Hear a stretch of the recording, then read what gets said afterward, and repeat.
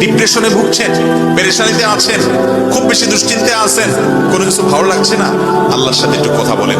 আল্লাহ, আপনি আমার সৃষ্টিকর্তা, আপনি আমার মালিক, আপনার কাছে আমার ফিরে যেতে হবে। আপনার কত অবাধ্য হয়েছি, কত নাফরমানি করেছি, কত সীমা লঙ্ঘন করেছি, কত নির্দেশ অমান্য করেছি, কত নিষেধ লঙ্ঘন করেছি। আল্লাহ, এগুলোর জন্য পাকড়াও করলে আমার কোনো উপায় থাকবে না। মালিক, এখনো নাকের ডগা নিঃশ্বাস আছে, এখনো ক্ষমা চাওয়ার সুযোগ আছে। আপনি ক্ষমা চাইলে ক্ষমা করে দেন। আমি তওবা করছি, আর কখনো নির্লজ্জ কাজ করব না, আপনার নাফরমানি করব না। আপনি আমার অমুক পাপটা মাফ করে দেন, তমুক পাপটা মাফ করে দেন, আমাকে পাপ থেকে বাঁচায় রাখেন। আল্লাহ, আপনি আমাকে হেফাজত করেন। আপনি হেফাজত না করলে আমি নিজে নিজে বাঁচতে পারবো না। মালিক, আপনি রহম করেন। আল্লাহর সাথে একটু কথা বলেন। আল্লাহর কসম, সালহাতুস সঙ্গে বুদি দিল খারাস, আজমুদে এক জামানা খাকে বাস।